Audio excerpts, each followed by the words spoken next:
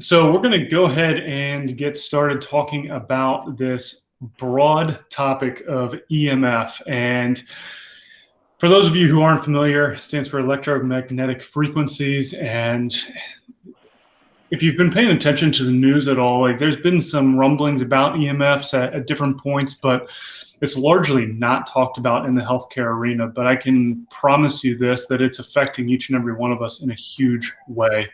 And so I'm going to let Dr. Mike get started chatting a little bit about EMFs and radiation and kind of what on earth they are. And then I'm going to kind of jump into some of the physiology of how it is impacting the human body.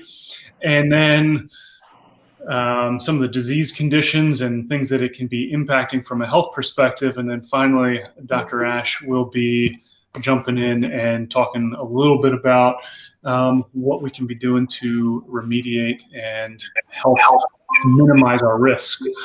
So that's kind of the agenda here tonight. So Dr. Mike. I think, Kevin, you're going to be clicking admit for a while here. So I'll task you with that while I start it off. Okay? I got it. You know, you kind of blew a little bit there. I was going to say, what the heck is EMF? And I was going to bring back the old British alternative rock band from the 90s and, bring into that. But now EMF is electromagnetic fields, electromagnetic frequencies, because the frequencies have a lot to do with the wavelength of light and the spectrum. So we'll talk a little bit about that.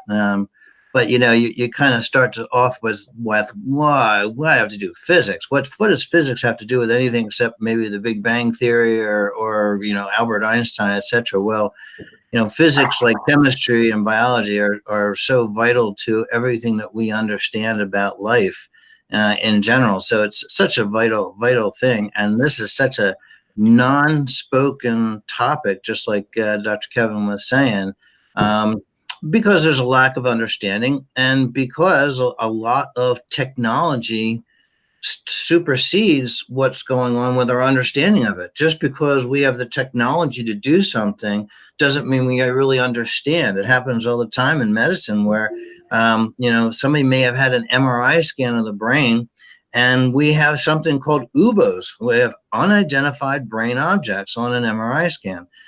So we don't know what that actually means or what that actually is, or if it has any significance.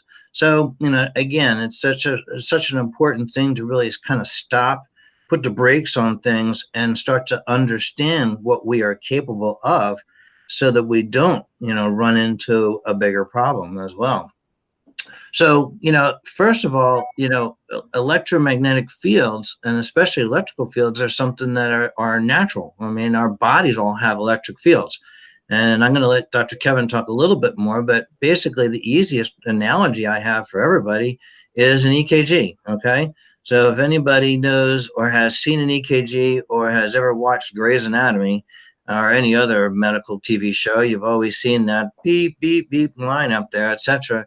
And that really has to do with the electrical conduction through the cardiac muscle cells, depolarizing and repolarizing and setting back up to do this all over again. And it has everything to do with that electrical current going through the calcium channels, which Kevin's going to talk a lot more about as we talk about the physiology, shifting calcium ions in and out of these cells to depolarize them and then repolarize them and make your heart beat. So already you know that calcium channels are going to be a vital part of life in general, let alone with what we're talking about right now. So EMF has to do with the spectrum, and I'll try and put this up close enough that everybody can see it, okay? That has to do with, all right, you may have all seen this at some point in life, etc. I don't think I have a way to save it up there, etc. But it includes very long wavelengths of energy going up to visible light in the middle, and then out to very short wavelengths and very high frequencies of energy. So essentially, when we talk about it, we talk about it in terms of something called radiation. Well, radiation is really just anything where there's an invisible energy, okay? You can radiate heat from your body, etc. So you can't really see the heat. It's invisible, but you know that it's present. Well, it's the same thing with these different sources of energy. So you have, unfortunately or fortunately, the way the scientists all talk about it, we talk about it in terms of non-ionizing radiation, visible light, and then ionizing radiation. So the non-ionizing radiation tends to fall into two subcategories, one called ELF and one called RF. And ELF just stands for extra long frequency, and the other one is radio frequency. So you can see where radio waves, microwaves, and all these things are in this non-ionizing group. And then you got the ionizing group, which we all know is things like X-rays, gamma rays, and it also takes you out into the ultraviolet spectrum as well, too. So it's called ionizing because ionization has to do with taking any molecule and reducing it with an electron, which kind of makes it unstable. And anybody who was tuning into our talk last week on stress, and especially the parts that I was talking about with oxidative stress, whenever you donate or reduce a molecule by taking an electron out, you make that unstable. And especially things like oxygen, where you can set up for superoxide, and now with all the different reactive oxide species, etc. So it becomes a stress on the body as well, too. So that's kind of where they talk about the ionizing radiation as compared to non-ionizing radiation. The problem is that we really don't know enough about non-ionizing radiation to really say, oh, is this good or bad for us? Because we're just starting to learn more about it. And it's like a toy that we have that we're starting to build. And the technology and the business is certainly building off of it. I remember, and I'm showing my age, when microwave ovens first came out, and it was all the rage, but it was also all the, oh my God, this is the beginning of the end. Is it shielded enough? Are we going to get zapped, or our body's going to become radiated and heated up just like the food is that's inside of there, etc. So, obviously over time we've learned a little bit, but I think there's also been sort of a blind eye to some of the information that's being out there. And I know Kevin's going to talk a lot more about that kind of stuff. Okay. So, there are ways that we can see this in nature. I mean, there's ionizing radiation, and everybody knows radon gases, radioactive decays of things, etc. But that's not what we're really talking about today. We're going to talk more along the lines of the non-ionizing radiation in the ELF and the RF spectrums down at that end. And pretty much that's why I'm going to leave that up to you, Kevin, from here. Sounds good. Well, good explanation there of kind of what it is that we're talking about, this spectrum of energy. And the reality is we all are energetic beings. Every plant, every insect, everything is impacted by this, okay? And one of the things that is in pretty much every life form as well are these calcium channels. And so I'm going to start talking a little bit about, in 1994, in the New England Journal of Medicine, a pretty prestigious medical journal and publication there, there was an article by Stuart Lipton, who is a neurologist at Harvard. And the article was titled "Excitatory Amino Acids as a Final Common Pathway for Common Neurologic Disorders." Okay.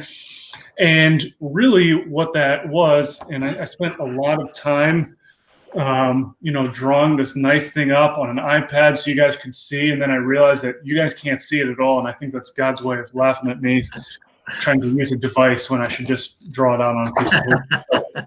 I drew it instead. I don't draw in opposite. So sorry, my camera. It looks good. It looks good. Doesn't do it right. But anyhow, here's what we've got.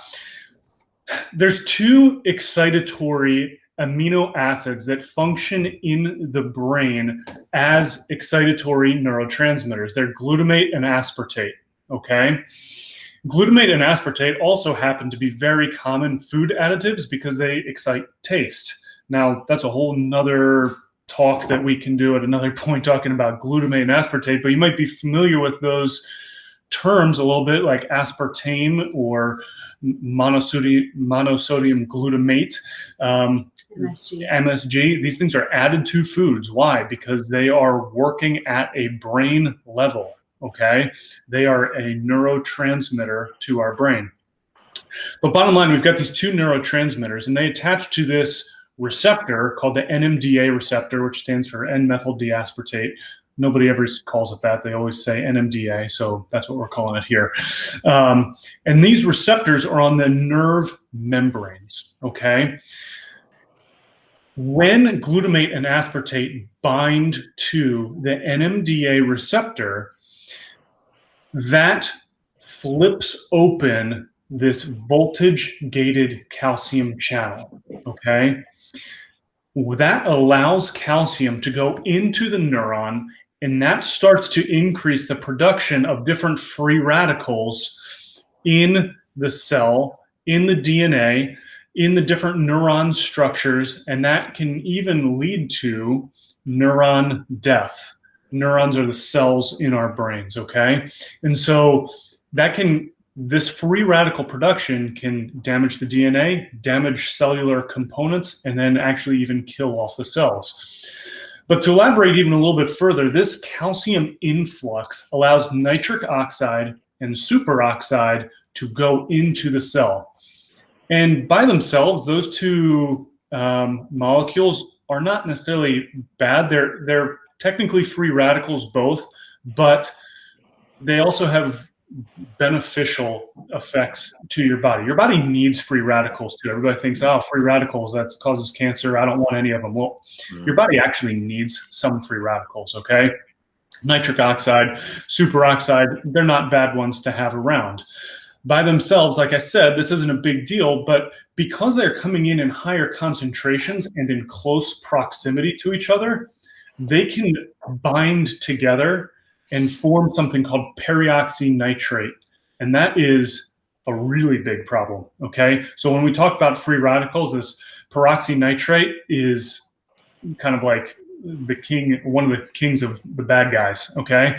And we need to be aware that that peroxynitrate production is typically about a 10-fold increase over what the nitric oxide and superoxide were that were added into the cell as a result of calcium flooding in, okay? This peroxynitrate is what damages the cell membranes, the mitochondria, the DNA, stem cells, and it also cues an inflammatory response by the immune system. So that's a big, big deal here, okay? It's also important to note, and I wrote over here, magnesium. Magnesium can block, it's what blocks this calcium, the voltage-gated calcium channel. It keeps calcium from flooding into the cell. So magnesium is awesome, and I'm going to be honest, almost everybody is deficient in that, okay? There are a lot of books discussing that magnesium levels have dropped about 90% over the last 2 human generations. That should be a staggering impact to you. One of the main reasons why a lot of researchers think that's the case is one of the main pieces is due to chemicals that are sprayed onto crops, and it blocks the magnesium being absorbed up into some of those plants. Therefore, when we consume that crop, that plant, we're not getting the magnesium. If the animal is out on pasture eating that crop, that plant, they're not getting it. We don't get it from them. And so it becomes this big impact where we are what we eat, the animal is what they ate, and if nobody's getting it, we're going to be deficient in magnesium, which only further allows this calcium channel to perhaps be unhindered in its ability to influx calcium to the cells. And I'm mentioning neurons here, but the reality is most cells in the body, I think every cell in the body has voltage-gated calcium channels on it. And insects, plants, etc., like I said, also have this. And so we're not immune to what is going on with this, all right? So a little rhetorical question for you. Do we think that glutamate and aspartate are the only things that allow that voltage-gated calcium channel to open? And I can tell you, it's not, and we're gonna get to that here. I'm guessing you can figure out that EMFs maybe have a role in opening up that voltage-gated calcium channel here. Okay, so we need to keep that in mind. Another important thing I want to mention here, and I wrote ATP over here, or adenosine triphosphate. This is kind of the energy source for the body ultimately here. When there's adequate ATP in the body, that comes in and it can funnel and shunt some of the glutamate and aspartate down into the astrocytes, which are other cells in the brain, okay? And then those neurotransmitters, those amino acids, are held in an inactive form. They're not going to be creating this influx they're not going to be binding to that NMDA receptor, okay? And so that pushes these excitatory neurotransmitters down into other cells. ATP is essential, and a lot of us are not making enough ATP. And in the developed world, one of the biggest reasons why our ATP production is low is that insulin resistance impacts this a lot, okay? So some of the best experts from the best universities out there and journals show that outside of infections, insufficient availability of ATP is a major consequence of insulin resistance. And it's pretty alarming to see that, especially when I run labs on people. I see a tremendous amount of dysglycemia. We talked a little bit about that a few episodes ago, I guess. And so you can hear a little bit more about it on that. I think that one's uploaded to YouTube. If not, I'll make sure that happens. But we need to make sure that we're getting enough ATP, okay? A little side note here, for those of you who are local to me and know that I utilize lasers in my clinic, red light laser, or lasers that are in the 635 nanometer wavelength, are shown to increase ATP production. And that happens, that's one way to help make sure that your body is getting enough energy available, because that red light actually photodissociates nitric oxide from the cytochrome C oxidase in the inner membrane of the mitochondria, the little powerhouses of the cells. If you remember back to the biology class, mitochondria does a lot of things, but we think of it as this energy source, this little generator in the cells. And so red light dissociates nitric oxide from this in the membrane of the mitochondria, and that increases ATP production. So it also increases, red laser has also been shown to increase mitochondrial biogenesis, or creating more mitochondria for the cell. So if we want ATP to help shunt things down into the astrocytes, we need maybe some red light, and to make sure our blood sugar is working okay. Magnesium is also critical for ATP production in the mitochondria. So a couple of spots where magnesium is critical, and we pretty much know that almost everybody is deficient or should be supplementing with it, okay? Another important thing that you might be questioning on this whole saga so far is, it almost begs the question of, should we be supplementing with calcium? And there was an interesting article in 2016 from the journal Neurology that was titled "Calcium Supplementation and Risk of Dementia in Women with Cerebrovascular Disease." And there's a lot of other articles. I'm just citing a few specific ones, but this study in particular followed 700 different Swedish women who are elderly, okay? They were followed for 5 years. And the objective of the study was to determine whether calcium supplementation was associated with the development of dementia. The authors in the study noted, I'm going to read a quote, said that women treated with calcium supplements had a higher risk of developing dementia, or increased relative risk by 110%, and the subtype dementia with stroke increased risk by 340%. than the women who did not take calcium supplementation. So I'm not saying you should throw all of your calcium supplements down the drain right now, but a lot of people assume, oh, I've got osteoporosis or osteopenia, I need calcium. The reality is most of us don't need calcium. Calcium is just one mineral that is needed for bone production. And we have some of the highest calcium intake of any country in the entire world, if not the highest calcium intake. And yet we also have the highest rates of bone demineralization diseases. So it's not necessarily a lack of calcium, it's where's the calcium going, what else is happening with the calcium, and what else is needed that is contributing to that. So that's a little brief aside, but ask your docs, find out about if it's not one of us, find out if the calcium supplements are right for you or not. There are times where it is, but I think it's a little bit more infrequent than what is perhaps suggested. And I'll be honest, if you're taking Tums or something like that because you see it's high in calcium and you think that's a calcium supplement, you need to stop, because that is not a calcium supplement. And that's creating a lot of other issues, because I know people who do that or have done that. So the worst supplement in the world. That's terrible. That stuff I've talked to many, and actually that's a good point. And a lot of my patients know that, that we used to recommend somewhere in the magnitude of 2,000, 2,400 milligrams of calcium a day, and that's dropped significantly, partly because of that study that you talked about too. And my patients and you and I will collaborate on these things and talk to them what they really need. Like vitamin D, like physical exercise to actually get those bones to be strengthened. So sorry, I digress, but yeah, stay away from Tums.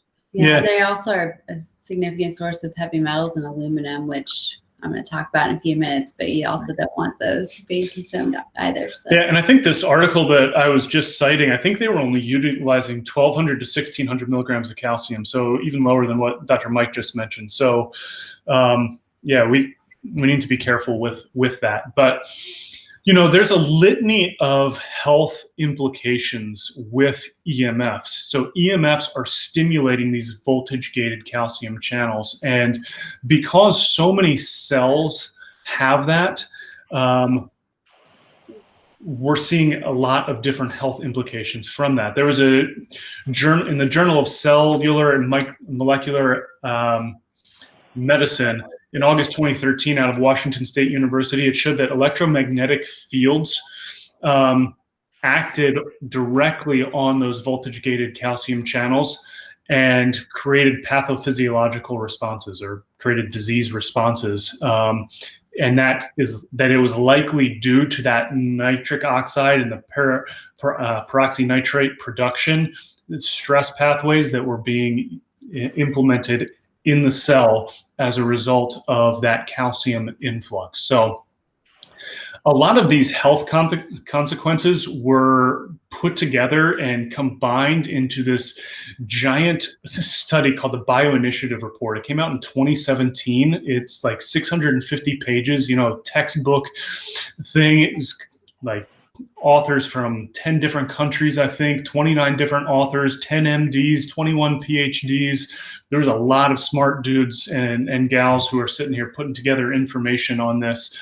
And it goes in depth into what is going on. I think it cites 1,800 different studies on EMFs and what it's doing to the biochemistry and the biology of humans, not to mention insects, not to mention plant life. And so it doesn't just stop with us, okay?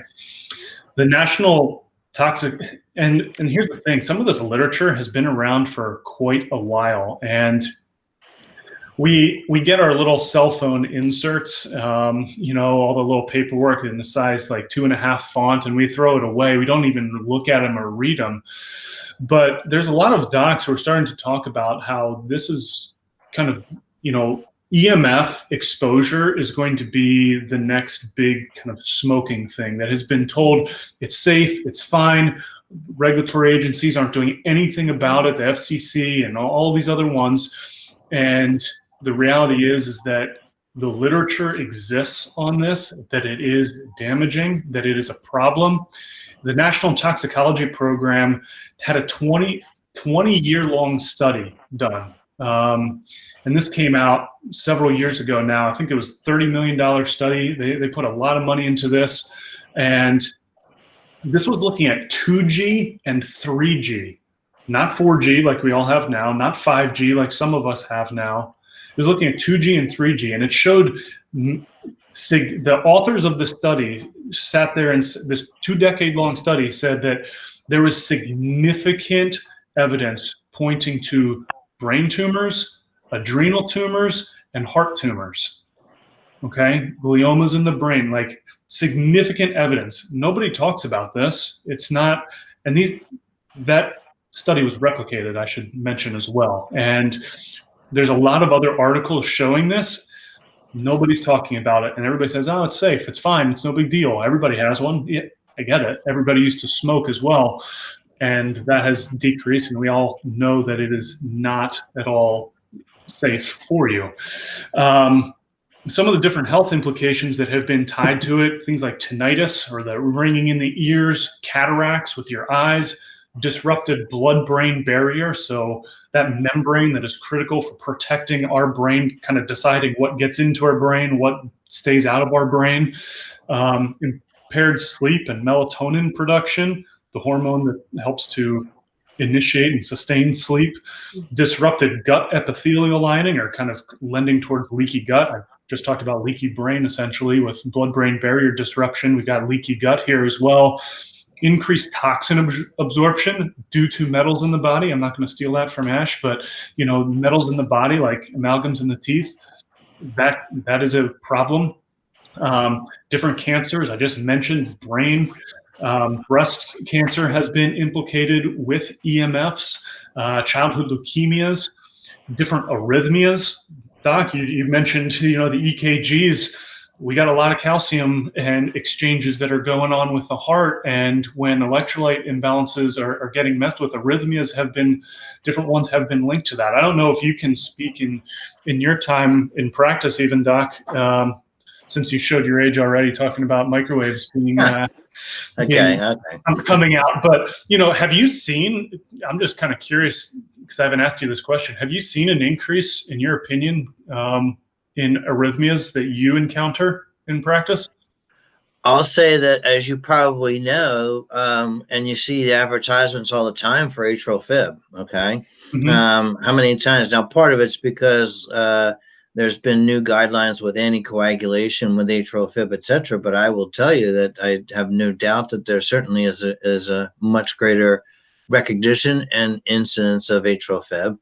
I think that my patients all know how much I think of magnesium. Magnesium is such a vital mineral, and I don't want to steal anything from Ashley, but it has such a big to do with not just neurologic function that you were talking about, but also stabilizing things from a cardiac standpoint. I mean, there's so many times when I'm planning on just giving a quick infusion of IV magnesium to my patients in the office now.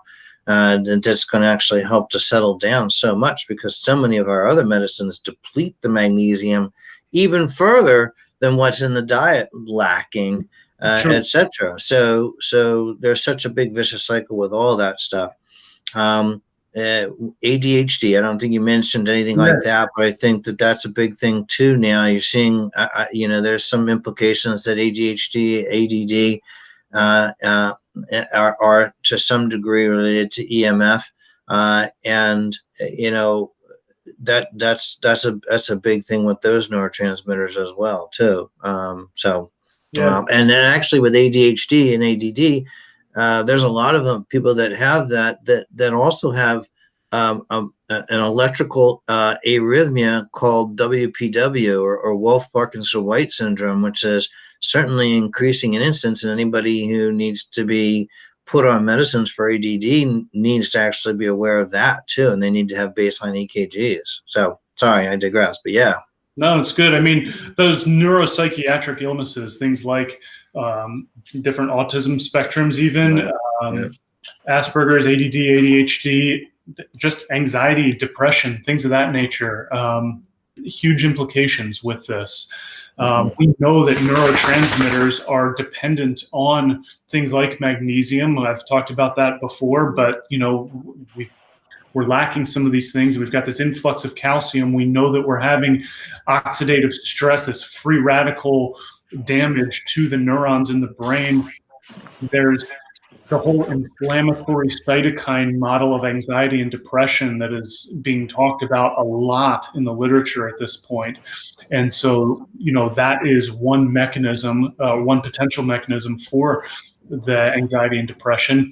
And then other neurodegenerative disorders, whether it's Parkinson's, just dementia, Alzheimer's, ALS even. There are some correlative and even ways that clinically it's been thought of that neurodegeneration is obviously occurring because of neuron death due to calcium influx as well.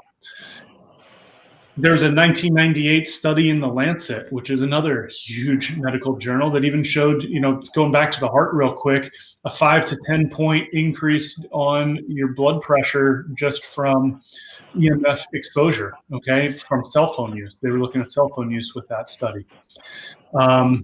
Infertility is another big issue. The male testes have a huge concentration of voltage-gated calcium channels. I think 40% of infertility issues tend to be on the male side, 60% on the women's side.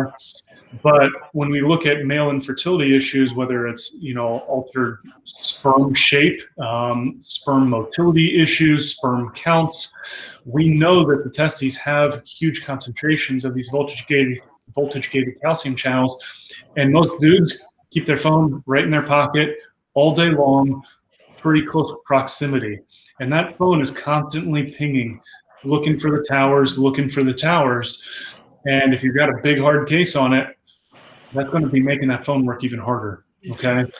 Kevin, that's a really good point. I just want to point out two things. I mean, the testes are outside the body for a reason. They need to be at a certain body temperature in order to produce the normal sperm counts, etc., and the germ cells.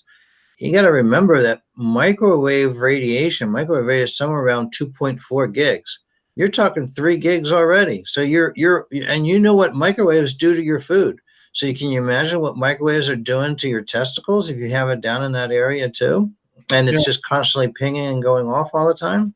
And it's the same thing for women who keep their phone maybe in their bra strap. There's been correlations with studies and different tumor pathologies due to keeping cell phone maybe tucked into the bra, things of that nature. So ladies, if you do that or know someone who does, stop, because it's correlated with tumors, okay?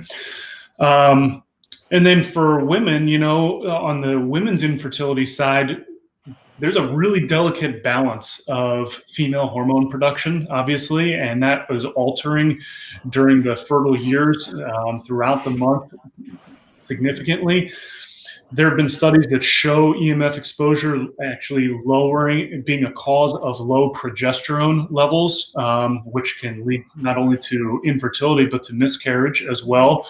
Women have been shown to have there have been studies showing a threefold, one study that I'm remembering, I don't remember the exact citation of it, but threefold increase on miscarriage for women exposed to EMFs.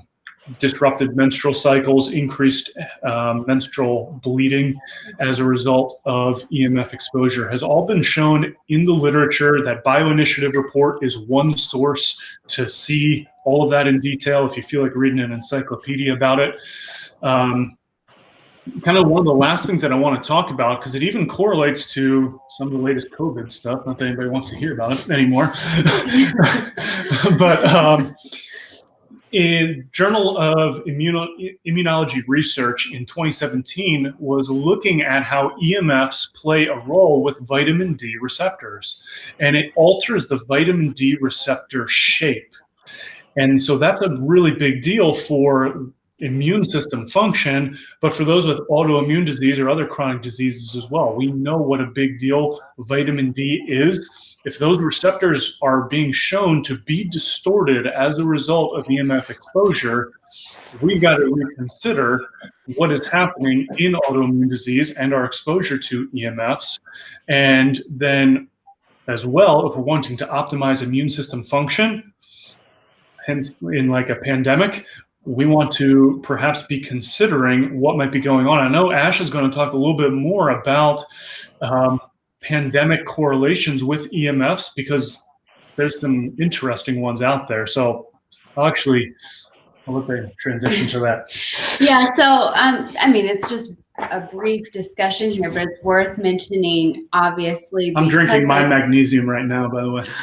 Because of the pandemic that we're finding ourselves in. But throughout history, there have oftentimes been pandemics that coincide with some sort of EMF event. So the 1918 flu that even have been discussed a lot more recently with the current pandemic, but that was happening during a time when radio was kind of becoming the big thing on the scene. And obviously radio waves are fall on that EMF spectrum. So there's other ones that have coincided even with solar flares. So solar flares from the sun, again, kind of bathe the earth in EMFs in another way. But it's also interesting here that in Wuhan, China, they were really unfolding the 5G technology, as they are in many areas in the world at this point. But those areas are going to be the ones that are very densely populated. So that is where we are starting to see some of this technology. And it kind of is interesting, obviously, when we're seeing higher viral counts in densely populated areas. So there's been a lot of speculation with researchers in the past few months about the correlation with 5G, which is exponentially more EMF than we've ever been exposed to. And I think it's also worth mentioning that all the other Gs have not gone anywhere. They are still in place. So your 3G and your 4G networks are still going as usual. The 5G is added on top of that. So it's not replacing, it is in addition to. And I think I was going to interject one thing real quick. So one of the things that was interesting is when she was talking about the solar flares, so there's people that have shown that even back to like the 1700s, it was recorded with solar flares, some significant outbreaks of disease correlating with that, and then the next outbreak of disease happening about 100 years after that with another solar flare. And there was a noted time where there was no sunspots, and the sun was essentially quiet. And one thing I wanted to mention as well, the sun doesn't put out any microwaves, okay? Microwaves are something that is kind of new to us over the last 100 or so years. And that's what we're now exposed to 24/7 with the 3G, 4G, 5G. Mm-hmm. We're not saying that 5G caused COVID. No. I'm not saying that, okay? She's not saying that. No. But I wanna say, like, even coming back to the vitamin D receptor, does it make somebody perhaps more susceptible to dealing with that? The higher concentration of EMFs that they're exposed to, does that suppress immune system function?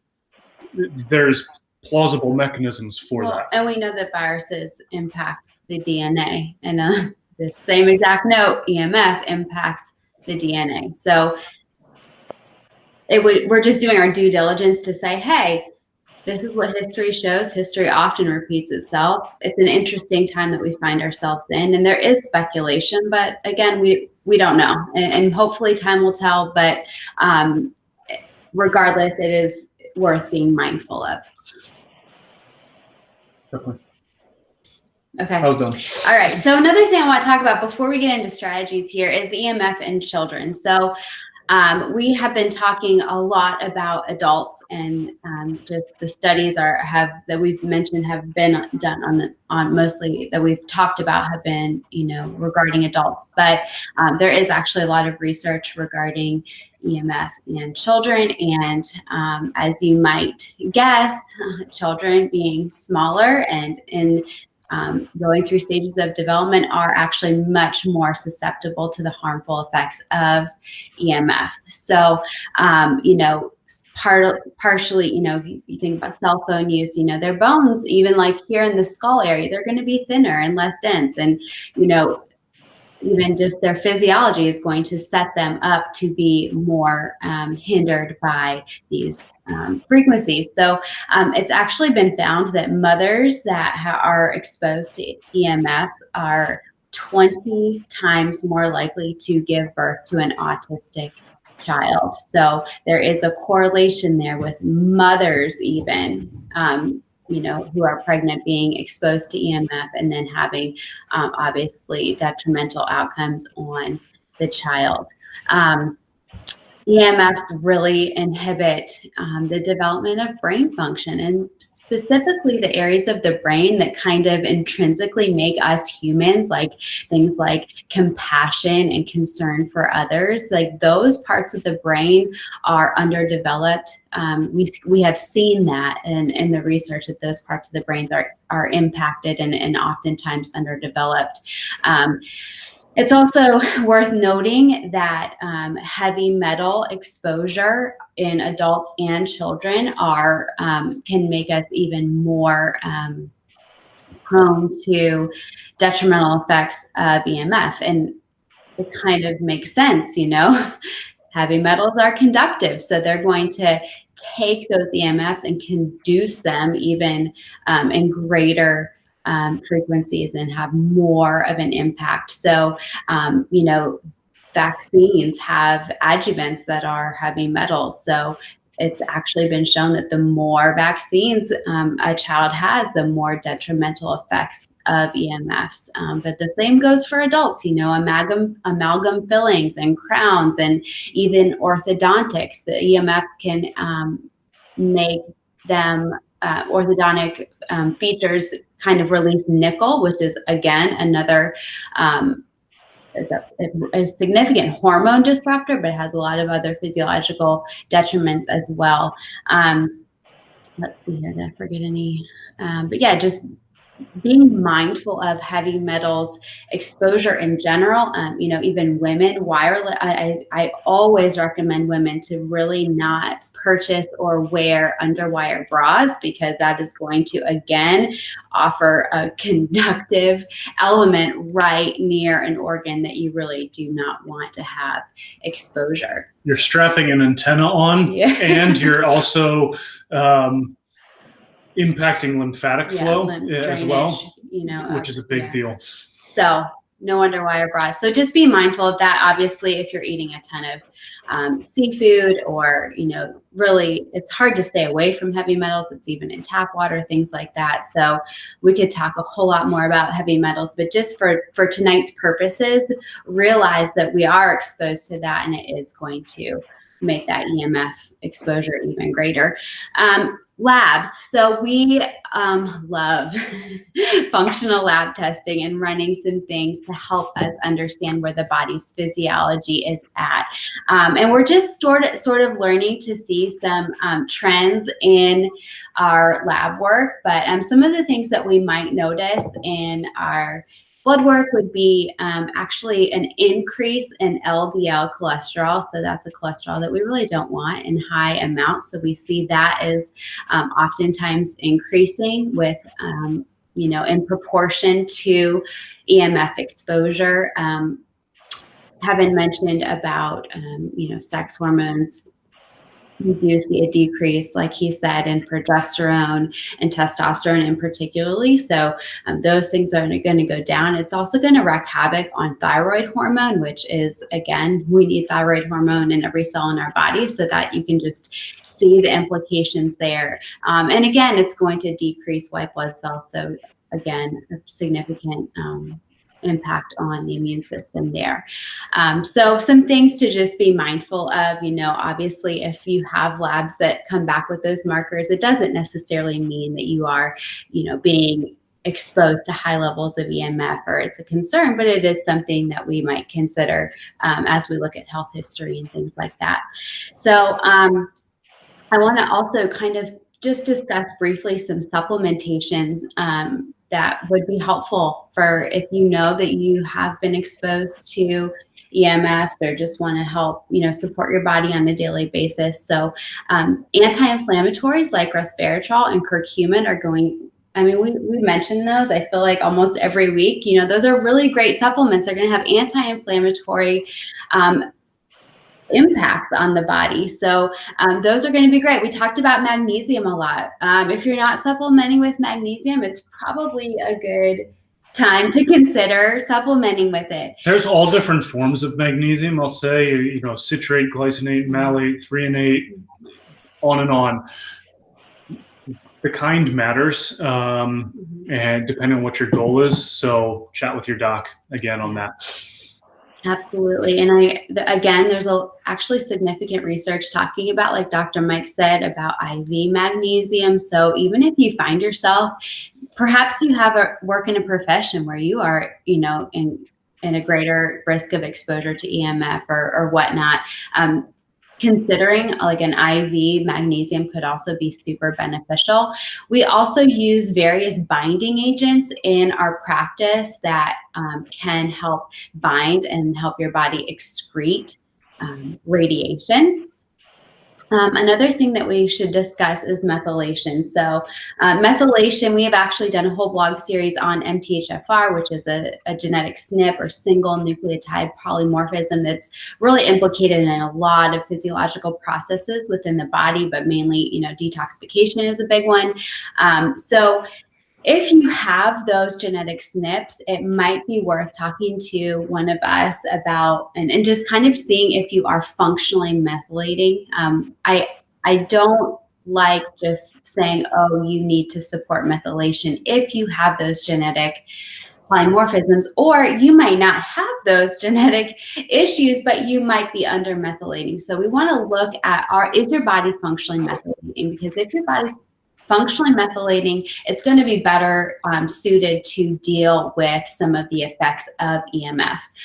But if you do have an MTHFR genetic variant, it is likely that you might be under methylating. So supplementing with genetically appropriate vitamins is going to be super important to support those pathways. And again, everyone's genetics are different, and there's a lot of kind of tweaking that can go with that supplementation. So, but just for tonight's purposes, we need to make sure that we are methylating appropriately. Another one would be glutathione. That's another supplement that I feel like we talk about a lot, but again, it's the body's master antioxidant. So again, helping us mitigate those negative effects of EMF. And some honorable mentions would be vitamin C, again, potent antioxidant. Rosemary and bee propolis actually have both been shown to really be helpful and have neuroprotective effects when exposed to EMF. So kind of went through those quickly. And again, when we talk about supplements on a platform like this, again, it's really to kind of wet your whistle and kind of give you some advice, but not necessarily to say, hey, go out and take this, because again, we like to be, driven a little bit more by some data and really make sure that those fit for you.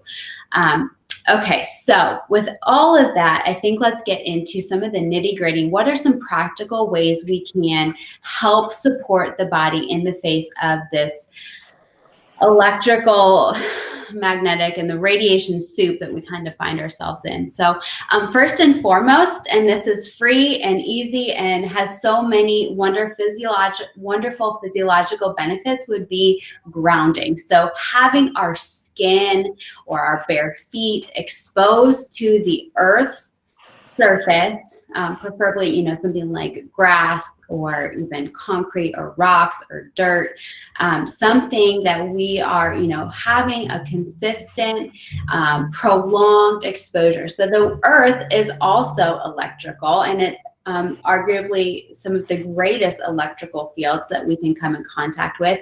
Again, we are electrical beings, so we literally soak up those great magnetic fields from the earth, and it has just magnificent healing benefits to our bodies. So, do that as much as you can. It's tricky in the cold months, but hey, being exposed to cold is also good for our immune system. You want to challenge your mitochondria in your feet? Go barefoot outside in the winter. Yeah. It's good for you. Okay, so kind of the rule of three I like to talk about when we are thinking about EMF exposure. So we want to, first of all, consider how to reduce our use, okay? And we're going to get into what this means. We're going to want to increase our distance between us and anything that's emitting EMF. And we want to favor hardwired connections. So we're going to go through all these things. And I also just, right off the bat, want to say EMFs are everywhere. And unfortunately, they're probably not going anywhere and just increasing. So we cannot live in a bubble. We can't. Is that what you're going to say? No. What I was going to say is everybody thinks like, oh, they're putting up all these towers. Well, I don't live near 5G towers, so it doesn't matter to me. The reality is they've launched tens of thousands of satellites. There's no escaping it. I think there's 50,000+ satellites that were launched. Okay. So you're not getting away from this. It's not just the towers. That's just a small fraction of it. It's the satellites. The whole Earth is being bathed in that. So again, making wise decisions. Go ahead, Doc. No, I just the whole point of 5G is that the wavelength and the frequency is such that it can penetrate through the buildings. Yeah. So it's not just something that you're exposed to. So it's like Kevin is saying, satellites, etc. You're going to be bathed by it. And even though the strength of the field decreases with the distance from the source, you still have to try to be careful with what you're doing. So you have to be aware of that. If you want to go into another tangent of 5G, it's been used by the Department of Defense as a crowd dispersion weapon, essentially. So 5G is a weaponized thing. It's real. The Department of Defense, you can go there and look at it. It's very real, and it's been used for crowd dispersion and all kinds of other things because it creates huge physiological impacts on the people who are in those crowds that they want to go away. They feel so sick, they're gone. So sorry, we can't live in a bubble from this stuff though. Yeah. So also I think it's important off the bat to make the distinction between a harmon, because we're going to talk about different devices to help protect. But it's important to make the distinction between a blocking structure or a device and a harmonizing one. So harmonizing structure is going to sort of change those waves into something that might be more beneficial to the body. It's going to create a change so that you're not getting the harmful effects as much as it's changing to harmonize, so to speak, so that it's more beneficial to the body. A blocking device is exactly how it sounds. It's meant to block.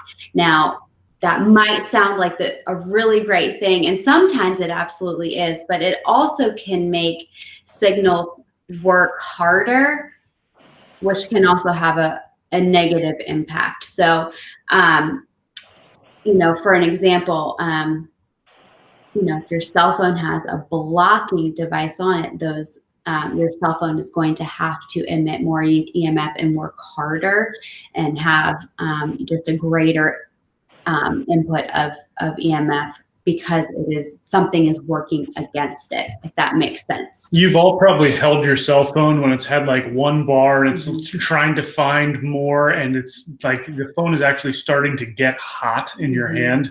That phone is working so hard to find the towers, to find the satellites, to get the signal. It's throwing out a tremendous amount more of EMF as a result of that. And it's also worth noting that the harmonizer is going to have like a cooling impact as it shifts that energy. So, all right. So going back to those three things that I discussed. So reduce the use. Okay. So cell phones are ubiquitous. They're not going anywhere, but we need to be reducing the risk or the use. So some strategies in this would be, number one, if you're on a call, this has been my MO for years and years and years, and it probably drives people crazy, but I just stick it on speakerphone and I try to hold it like 6 inches away and have like the speaker pointed towards my mouth. So I'm like talking like this. And it's not, you know, but it's not near my brain, as close to my brain. So I'm, you know, but I'm reducing the use, and I'm, you know, increasing the distance there. When my phone is not in use, it's in airplane mode, or it's sitting across the room. The best way, well, actually, now you have to hit a couple buttons, but kind of swipe down and make sure you actually turn on airplane mode, but you also have to, I believe, turn off the Bluetooth and the Wi-Fi as well, if you want to make sure that you're really not going to be getting, you know, the signal and the, you know, because again, when your cell phone or any iPad, whatever it is looking, it's really emitting EMF. So another thing to reduce your risk or your use, turn off the Wi-Fi at night. So 24-hour day, if you can have 8 hours, you know, a third of your life with that Wi-Fi turned off while you're sleeping, you know, you don't need internet while you're asleep, but you're, again, it's associated with sleep disruption. You're going to have, I almost guarantee you're going to have better sleep.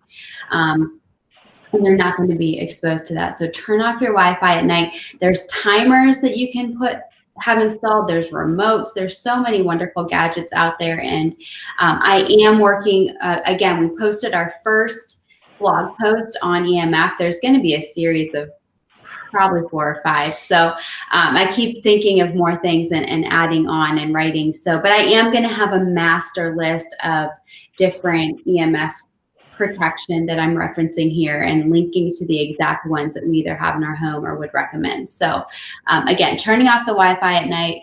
And also making sure the Wi-Fi router is like as far away from your bedrooms as possible. Yeah, so that falls into the increasing your distance. So in our house, we have our Wi-Fi, our smart meter, and everything's on one side of the house, and our bedrooms are on the opposite. And actually, you know, thankfully in this house, that is how it worked out, that our smart meter was complete opposite. I had people messaging me, so many in the past 24 hours, oh my gosh, my bed is on the side of the wall with the smart meter. Like, we literally share a wall, you know. So you need to locate your smart meter. If you don't know where it is, the smart meter is, you know, they used to have hired humans to go around and check your electric meter to be able to charge you. Well, of course, now with technology, they just tap in using, you know, wireless technology. They tap into your smart meter, but that is a really significant source of EMF. And so again, you know, with that signal is going to come EMF, come a lot more EMF. So check that wall and make sure that you do not have a bed on that side of the wall. The most important time to make sure that you're not exposed to EMFs is while you're sleeping. It's actually, you know, I say, and another doc say, create a sleep sanctuary. So that is turning off the Wi-Fi, positioning your beds, and if you can, your home, so that you are not, you know, so you're increasing the distance between you and other EMF producing devices. Again, being away from your Wi-Fi, keep your devices off. We should not be, in an ideal sleep sanctuary, there's no TV, there's no computer, there's no laptop. You're certainly not sleeping with your cell phone or sleeping next to your cell phone because it's your alarm clock. That should not be in your bedroom. All of the electric. Exactly. So there are some, and even if, you know, we mentioned autism, autistic kids are so sensitive. A lot of kids are sensitive, you know, and for them, you know, we are unplugging every device. We are making sure that they're turning off the circuits to their bedroom. I mean, that might sound extreme, but there are some electric sensitive people that it's absolutely necessary, at least even for a season, to get their physiology shifted to a better spot.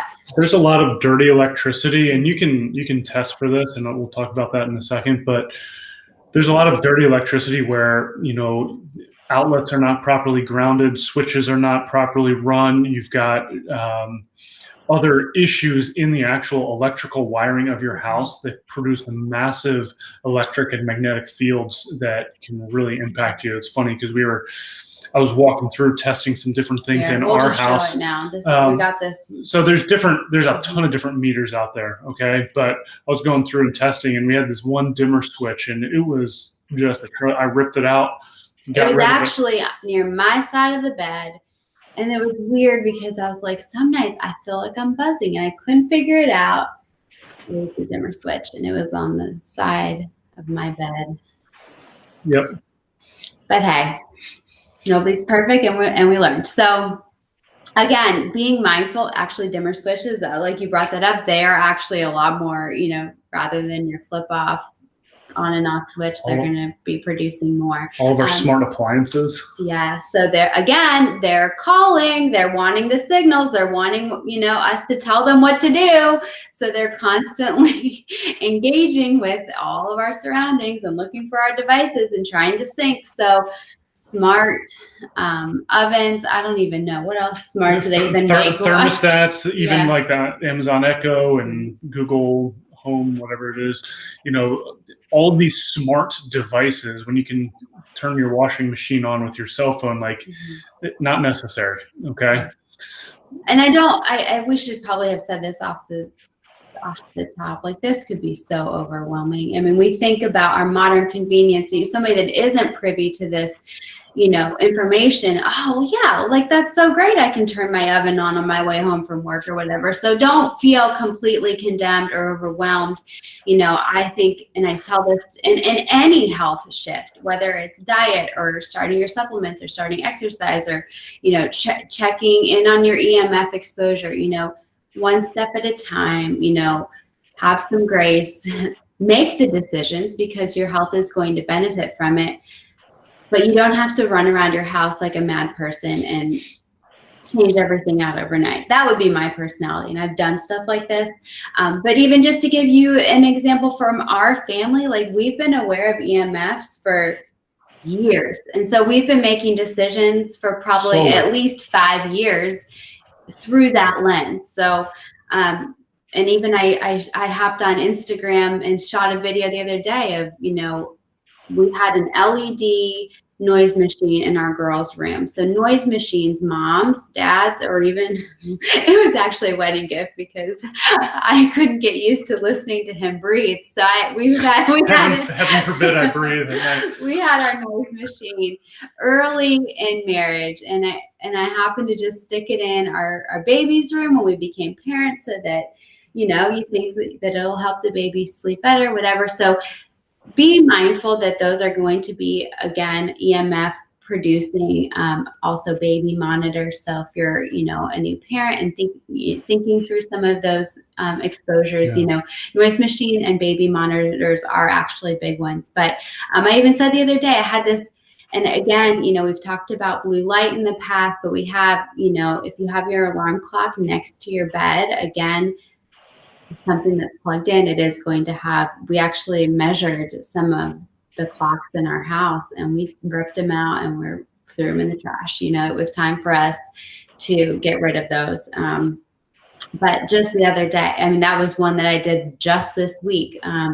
Switched out the little battery operated clock for our girls. And so that was ditched. So even us, who really we should have known better, but we just kind of got lazy and didn't really, kind of out of sight, out of mind. Like it wasn't, it was just there and we didn't really think about it.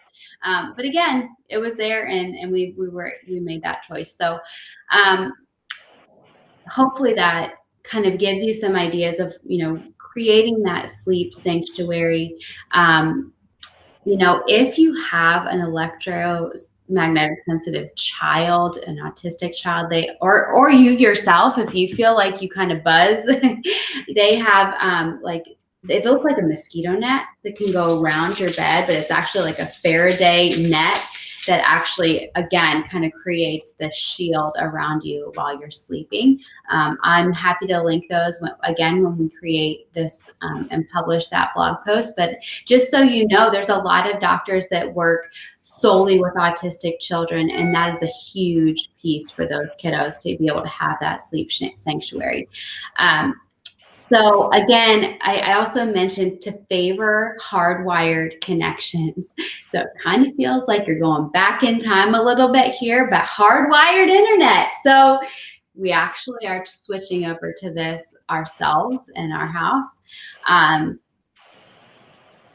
Choose, instead of your wireless mouse, just get one that plugs in. A wireless keyboard, get one that plugs in. Because again, they're just going to be emitting, looking for their signals, you know, even though keyboard might seem small, you know, all of these things add up, especially if you're working from home and at that workstation for hours, you're going to be impacted by that. Like I said, baby monitors. Kevin mentioned dirty electricity. There are filters that you can kind of plug into your plugs to kind of help that, you know, those electrical currents that are running through our walls to be kind of a cleaner electricity. Am I missing anything? Am I forgetting anything, babe? Oh, so another thing, you know, if you're considering, you know, purchasing a home or where you live, we're thinking like micro levels here of these little things that we can tweak in our homes. But guys, you know, cell towers and power lines are massive sources of EMF. And so again, there's research, there's a lot of anecdotal evidence. So I want to say off the top of my head, I think it's a half mile, which seems a lot, but it's a significant portion depending on how strong and what kind of velocity those generating stations and transfer stations and all kinds of, you know, the big power lines that you see out there, you don't want to be living right underneath them, okay? So don't buy a house that's right by them. And you can buy all kinds of meters. They range in price from probably $150 to hundreds of dollars, but get one or two of them and start playing around with it, because it's actually really interesting to see what's what. And you're walking into a property that you want to buy, you can turn it on and start to see what's happening. Get ones that measure, you know, radio frequencies, electro frequencies, and then magnetic fields as well, so that you can see all the different kinds of different electric fields and signals that are out there that you might be being exposed to. Mm-hmm. So then obviously, and we've talked about this and hinted at this, but then there's also different shields and harmonizing devices. So we have a few of these in our house. This is a home harmonizer, and you can see it's just a disc. It's actually, there's an adhesive on the back, but we don't, you know, this is actually kind of like a lifetime product. So this is a harmonizer. These are rated for about 1,000 square feet. And again, this is just going to help harmonize. Like we talked about, there's satellites, there's everywhere, you know, in our air, we're being exposed. So this is going to help harmonize the, you know, what is just coming in. So we do the, you know, again, it's harmonizing, it's shifting that, but it's going to, you know, we put this, we have one on the wall of our smart meter, and we have them just around kind of strategically, almost like in a triangle in our home, so that we're kind of getting like a bit of a barrier, so to speak, around. So again, about 1,000 square feet. We have a few of these in our home. These are available on my shop and at our clinic. They have been back ordered because of coronavirus, and they are actually shipping to us this week. So any of these products that I'm going to discuss here are available on my shop and at our clinic. If it's something that you're like, oh, I would really like to make sure that I secure one of those, I would recommend purchasing it, or at least messaging or emailing us, or replying to the email that you received tonight, just because these are in really high demand given all the discussion on 5G, the pandemic that we find ourselves in, and they have been hard to secure. We've been placing orders once or twice a week, and we're really, you know, this one's been out of stock for a while. So I'm just going to say there is a little bit of an urgency there. Hopefully it's something that we'll be able to keep in stock here, but just FYI. There's a lag time on them. So this again, and this, nothing has to, like, we actually put this, I have one in my kitchen cupboard. I have some in closets. So, and these can be moved because I didn't take the adhesive off. In that same vein, we have, these are device harmonizers. These are going to be your larger device. I have them on my laptop. He has an iPad. This can go right on your Wi-Fi router, your TV, your desktop computer. So any of your larger devices, again, it's going to help harmonize, cool the actual device, things like that. So these are also great. We love these for cell phones. They are called R2L. If you're familiar with our practice, the Arrhythmias lasers that we have, this is the same company, and R2L stands for radiation to light. So here's my phone. It fits on, I don't know if you can see there, it's under my case. It's thin enough to be able to see, it's right here, and you can kind of get on their website and see exactly where your actual cell phone antenna is, because it will be on different portions of your phone. But you'll see, you'll see a little red light, you know, because it's changing that radiation into light energy again. So it's kind of filtering that out. It's about 70-75% effective on that. And I just like that you actually see the light, because you know that there's no battery on it. You have an LED lighting up from that conversion that happens. These are adhesive. You want to stick it to your phone, and I just say replace it with your cell phone. Yeah. And they fit great under your cases. So great thing. Another thing for cell phones, though, they're rated. Like, you're really not supposed to touch it to your head. You should, even just like in the fine print packaging, I think it's 5 millimeters away from your, you shouldn't be touching it to your head. A lot of us do headsets, guys, earbuds, and Bluetooth enabled accessories are big sources of EMF. Apple Watches, Fitbits. I don't even know. I don't wear them, but all those smart devices and wearables that are popular right now are going to be a source of that. Again, we're going to work on stocking these. These are, this is like, just like the Apple ones. There's a microphone on here, but these are going to not have radiation. Again, like the Apple ones that come with your phone are also going to have less EMF than the actual earbuds, but they are going to, again, EMF is going straight to your brain. Like, the closer to your head, the more we are concerned here. So what's different about these headphones is this portion right here is a hollow tube of plastic. So it's conducting the sound from down here up to it. So that's not hanging right by your head, because typically the wire on the other one goes all the way up right into the earpiece. This is the speaker down here, and it conducts the sound through the tube up into your head. So it's keeping the electrical signals down and away versus going right into your ear. Yeah, and full disclosure, we've had a few sets of these sort of low EMF ones. These ones are actually the ones that we have found to work. So we've been through several pairs. We've had these for a few weeks now and use them. I actually saw several clients this week and use these, and it worked really well with, we're seeing virtual people. We talked about smart meters. So everyone has a smart meter on their home at this point. And believe me, we had doctor's notes. We fought tooth and nail. Doctors that weren't us. We had physicians and pediatricians writing for us, and we were out of town and they installed our smart meter. I'm not saying I have no idea what happened, but it still really irked me. So all that to say, we have a smart meter. We have one of these. This is a smart meter, again, like protection. It's a Faraday cage essentially for your smart meter. So and it's just a screw or two, right? No, it's super simple. You put a little rubber gasket around. If it needs it, clamp it together and screw it. It's okay. Anybody can install it, I promise. Yeah, so this is something we have at the office. If you're interested, we can, set you up with those. But again, that's going to just protect you from that front. So I think I'll say this, all of these devices, I'm not keeping a big inventory and a big stock of. So if everybody is saying that they want something, we're happy nowhere near enough, but we'll have to order some, and that's fine.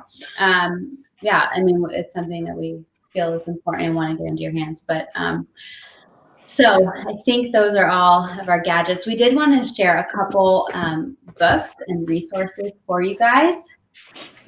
Dr. Mercola wrote this book, came out, I think, this past year, called EMF'd. A lot of what our talk was tonight came from this book. I'm going to be honest. You know, he'd spent a lot of time. It took him, I think, 3 years to write this, and it's very well researched. A lot of his most recent podcasts as well are talking about EMF. He's gotten super passionate about it because he's seeing the massive health implications of what we're facing as a nation with the rollout of 5G and some of these other technologies.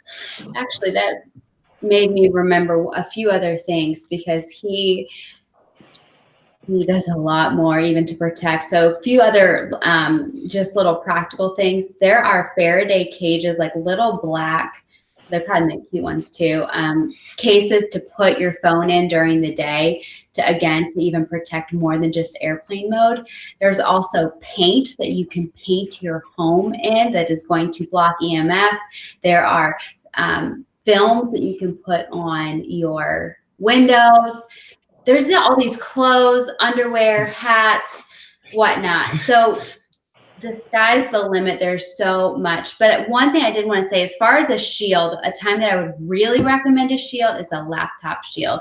If we've talked about fertility, you think about where we put our laptops, that's right around our reproductive organs for male and female. So we want to, that would be a good, I think they're called Defender Shields is the one I would recommend. It's just like a little mat that you put your computer on. So a couple of things that came to mind, but I didn't want to forget to share those as well.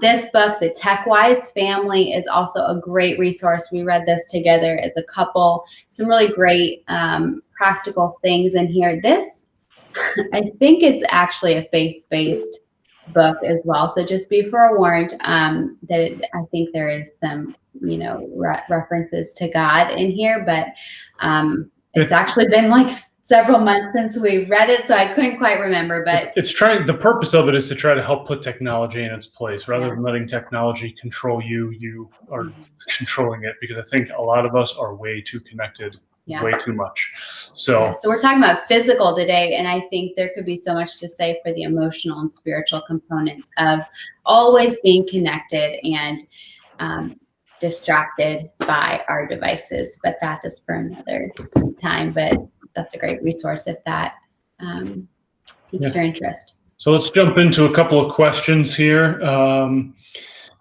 Adrian asked, are there other natural measures beyond grounding to help plants, oils, stones? So salt lamps, some of these aren't quite as research backed, but there's speculation that salt lamps, we measured our salt lamp the other I checked night. our salt lamp and it was okay. It was okay. But they emit negative ions that kind of bind to the positive ions within the air and in the environment. So maybe I'm wrong. There might be some research on them, but that is some that, and there's like crystals and things that people have used, like amethyst. I don't know the effectiveness, but there are, people that say anecdotally that helps.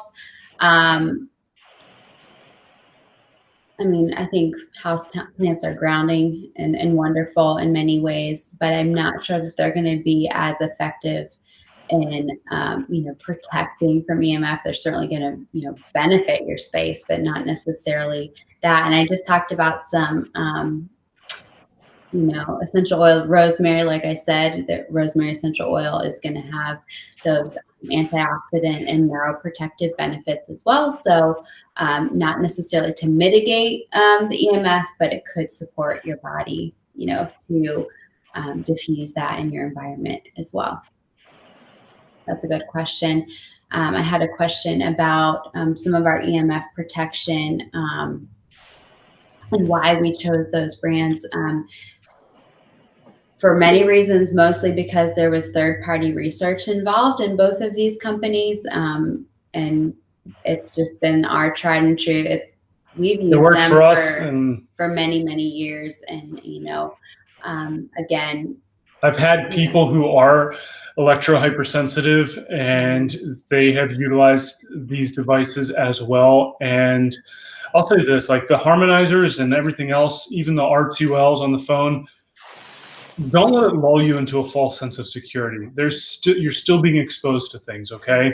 But I've noticed some of those patients be less sensitive and have less symptoms as a result of utilizing them. So that's why I use them. Yeah, and there's actually some cool research that was involved behind some of those products as well. So we like research. What other questions do you guys have? We kind of threw a lot at you all tonight, I think. But reality, we just scratched the surface. How about if I make a couple comments? I mean, number one is you guys referenced the Faraday cage. So that kind of goes back to some of the basic physics and that, and maybe that references back to what Dr. Ashley was talking about with people in higher dense areas. So most of the superstructures and buildings in there are built with steel structure frames, which of course is a conductive metal. And so anytime you're going to be getting into, high-rise places, etc., you're going to be sort of allowing yourself to be stuck inside this Faraday cage, not just, blocking it with the Faraday cage, but also being inside that structure. I'd like to get you guys' opinion with regards to electric cars. I know there's a lot of things out there now with regards to Tesla cars, etc. And, I got to say that the same thing should hold true. You're inside a Faraday cage with an electric battery. Now, Tesla puts their battery right underneath the driver. It's it's in the middle of the car rather than even in the under the hood, like you normally think of an engine. What any comments to say with, and I'm not telling everybody to go out and get rid of their Teslas. That's not what I'm saying, but I think you have to be a smart shopper. I don't know. I haven't seen anybody take their electric meters, kind of their testers into one. There probably is a YouTube video out there somewhere on it. But I know that Elon Musk, who owns Tesla and also owns SpaceX, he's been one of the big proponents launching tons of these satellites for even the 5G stuff. He's launched thousands of satellites himself. There's huge money in it. And so I don't know that he's necessarily looking out for EMF exposure for people. I'll say that, since he's launching all these satellites. I think we actually had, kind of along those same lines, a question about metal and bed frames, and then I would take it a step further into like the coils and the mattresses. Again, anything that you're exposed to and that's metal, especially for like a sleep, again, that's not going to be conducive to like a sleep sanctuary, so to speak. For years we've kind of been scrutinizing beds, and I actually had, shared what we chose for our girls, which did not have coils in it, and we don't have a metal bed. We have a wooden bed and organic foam mattress with no metal in it for these reasons. So if you, because they used to have this metal bunk bed set with coil mattresses, and we're sitting here with all this EMF stuff, and it's like, we've got to get this stuff out of here. And so we got a different bunk bed, even though there was nothing wrong with the other one. We got rid of that. The mattresses were fine in the sense of they weren't broken down, they weren't whatever. They had to go just for our girls' health's sake. Yeah, so we're not telling everyone to go and sell their mattresses and bed frames, but I think it's really easy to make those choices when you are faced with them. I say all the time, go to the store and pick up your non-toxic cleaner, your non-toxic product. It's just a simple switch. So when you're going to be up for a new mattress, or if you feel like you're super sensitive and have the means to do it, switch it out. But don't feel completely overwhelmed, turning off your Wi-Fi at night is going to be free and effective as well. So again, but yes, that is something to be mindful of for sure. Kathy asked a question here, saying that she's seen necklaces that say they protect you from EMFs, but she's kind of curious if they would be effective. And this company that we use some of their products from, Hedron, they have little pendants that you kind of hang on a necklace. They also make these they're called body harmonizers. I can tell you there's not a necklace out there that is going to be blocking EMFs. They're going to be harmonizers at best, okay? And so, this company, this is one you can just stick in your pocket. You could stick in a wallet or whatever if you happen to carry your wallet on you all the time. They make ones with little pendants as well that you could wear. I used to carry this in my pocket. I haven't been because I couldn't find it until earlier today.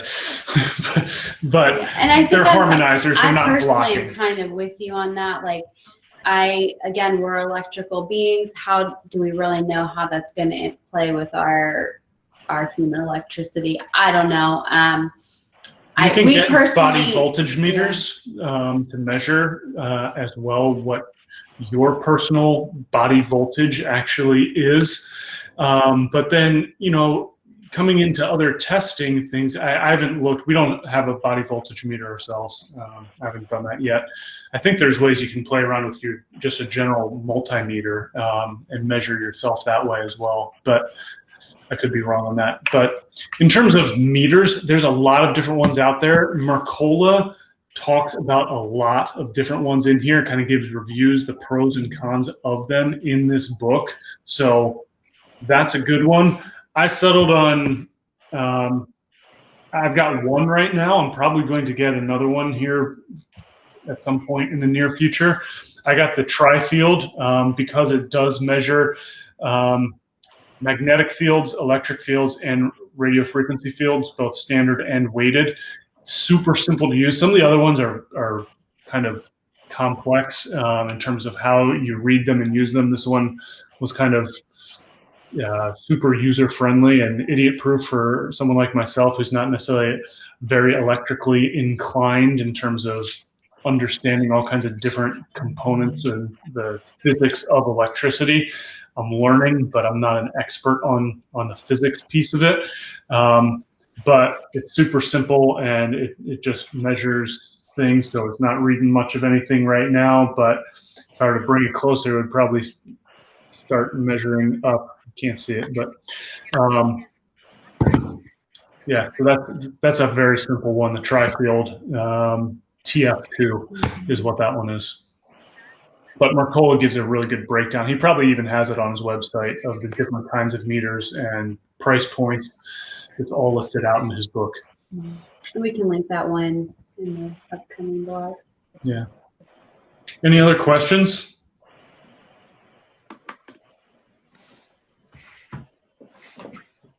This is a lot of information. Yeah. So appreciate everybody's time.